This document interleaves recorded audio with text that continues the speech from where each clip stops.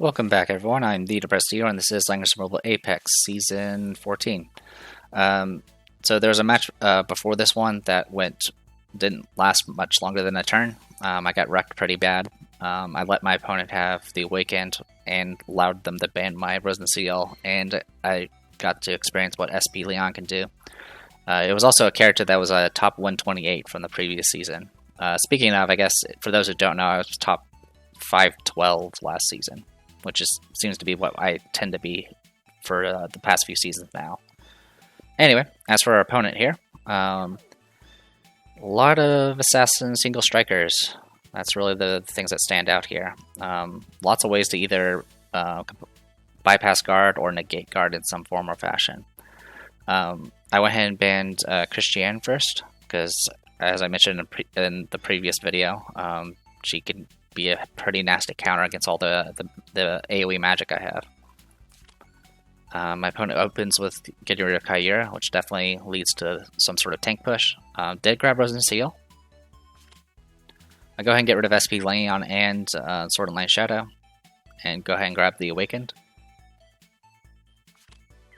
They start going after my DPS. They grab their tank. I could have made it so they had no tanks, but I don't care. I don't need to actually worry about single target as much anymore. I get rid of Elma. Rosen Seal is going to be annoying because she's going to block all the spellbounds. But her passive healing from her crystal heals only lasts for about 2 rounds, or 2 actions. And her healing by herself tends to not be that great. It's just there's a lot of passive healing that tends to add together that makes it worse. But having her and Elma would have been really, really bad. So got rid of Elma, because Elma definitely counters AoE and magic damage quite a bit. Got rid of Wedham. I did realize Wedham could be a bit of a problem with his passive if I don't have Rosen Seal. So I went ahead and got rid of him. Also, he was just a bit more mobile than the other characters. Went ahead and grabbed Agnes again. Alright, lose Rosen Seal at this point. They go ahead and grab Epsilon. It's been a while since I've seen him. Get rid of the Awakened. Get rid of Jintoki. Again, I think my opponent may have Awakened as possible ban bait. Because they didn't really pick her early.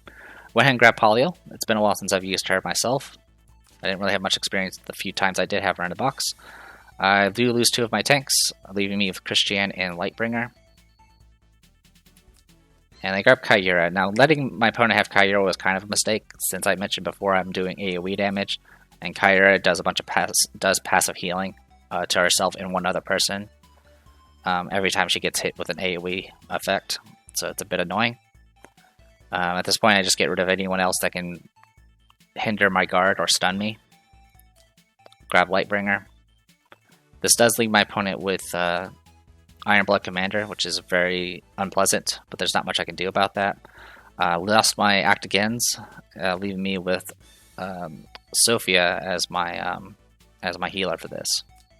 Good news is Lightbringer can buff everyone except for Awakener, and Awakener can buff herself.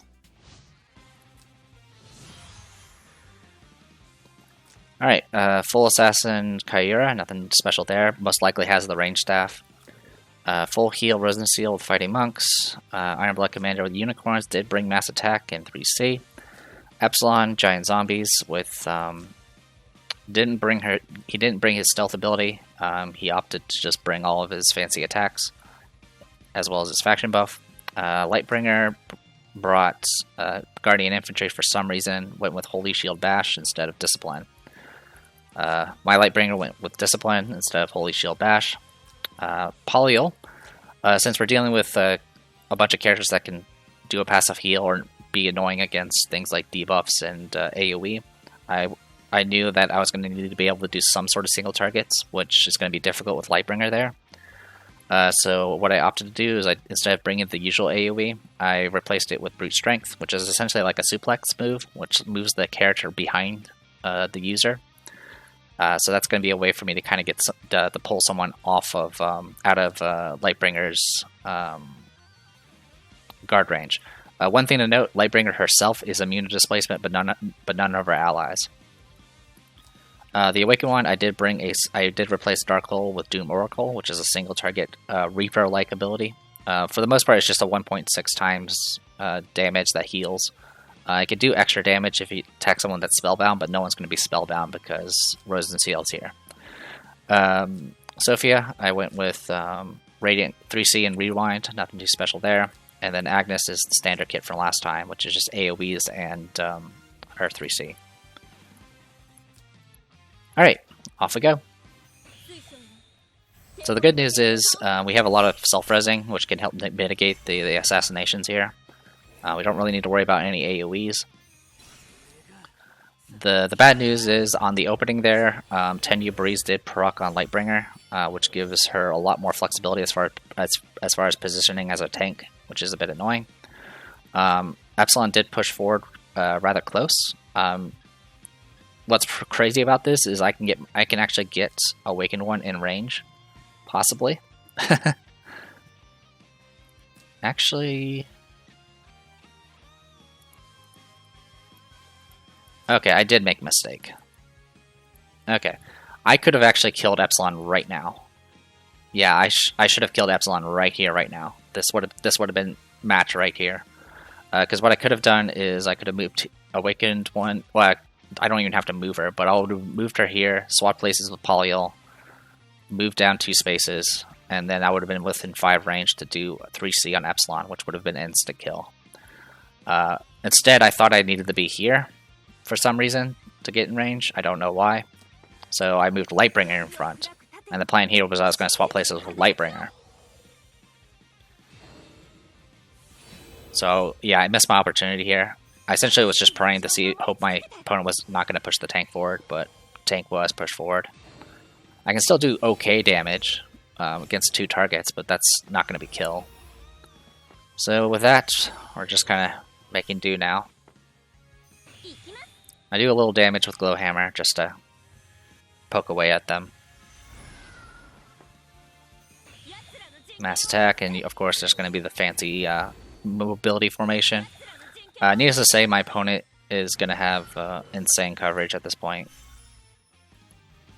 It may not, well, it still looks quite imposing, but really, Epsilon's attack range goes all the way to here, I believe. Yeah, it goes all the way to here. And then Kyura's range goes all the way to here if she has the staff. So yeah, everyone's within range. I would have to move literally into this little nook here just to be out of range of the assassins. So I just didn't care. I decided to just push forward and see what happens. Alright, faction buff up. Alright, so I do have a reflect ring. So I'm reflecting damage. Kyra with the range staff has range 4, and I have range 4, so I'm able to attack back and actually do a shared death there, which is really good. So instead of proccing the talent, it procced the Agnes's self-res. So right now she's in near-death state, which is completely fine by me. Losing a unit did proc Epsilon's little shield thing. I decided to go ahead and do 3C just to provoke Epsilon to attack, essentially. This also gets rid of the weakness. Alright, a little bit of reflection here.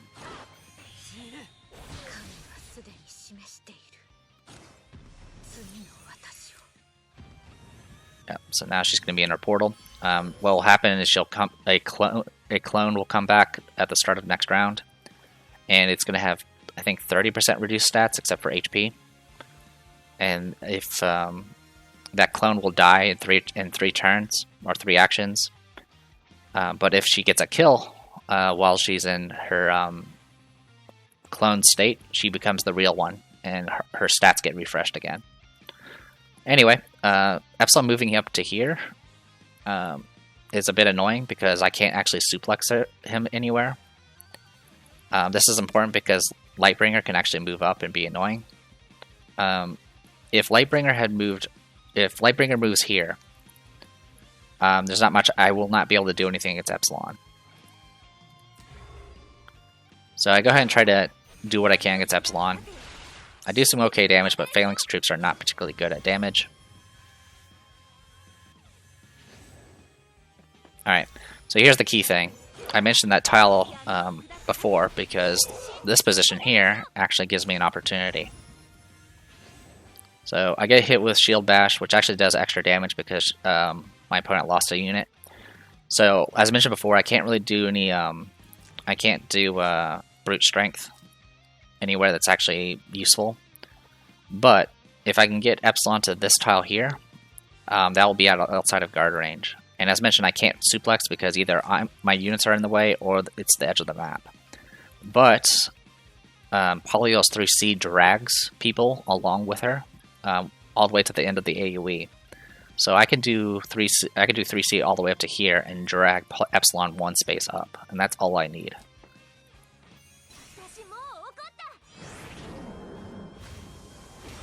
So I do that, drag up.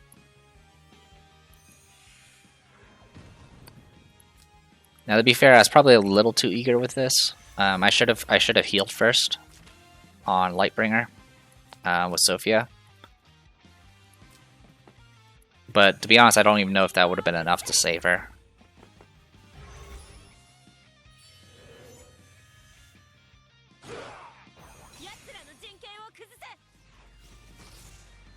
I do take reduced magic damage because of Tiamat's armor, but it's not enough.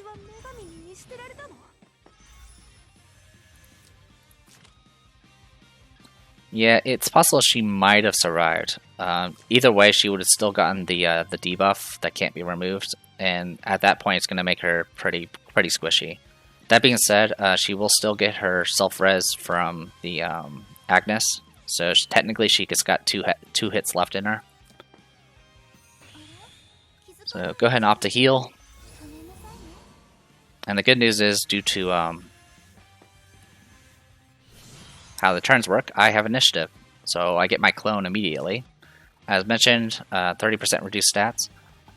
She does come back at full health, which means Full Moon does activate, so she does get the plus 10 to her stats, or 10% to her stats because of Full Moon, which helps mitigate the debuff a little bit. In any case, went ahead and do swap. This is mainly just so I can reapply the faction buff.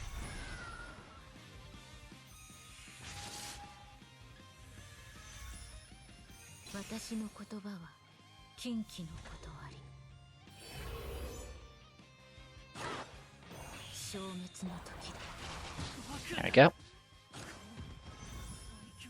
So I get kill, which means she gets refreshed, and now she becomes the real one.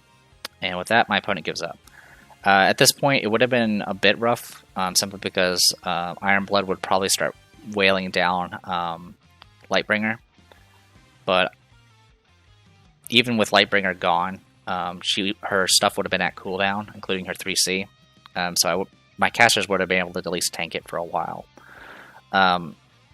With just Rose and Seal, they would not be able to they wouldn't be able to endure the AoEs from both Awakened and Agnes. So yeah, it would have been messy, but in the end, I think I would have came up on top regardless. But yeah, honestly, this fight should have ended sooner. I did not realize I could have just swapped with Polyol in the beginning. If I swapped with Polyol and moved down, I could have just killed Epsilon, and then that would have been it. Because then Cairo would have been the shared kill at that point, and then they would have no DPS besides Iron Blood, and then I just tank everything. So yeah, I'm going to go ahead and call it here. I'm the Depressed Hero. This is Langrisser Mobile Apex Season 14. I'll see you guys later.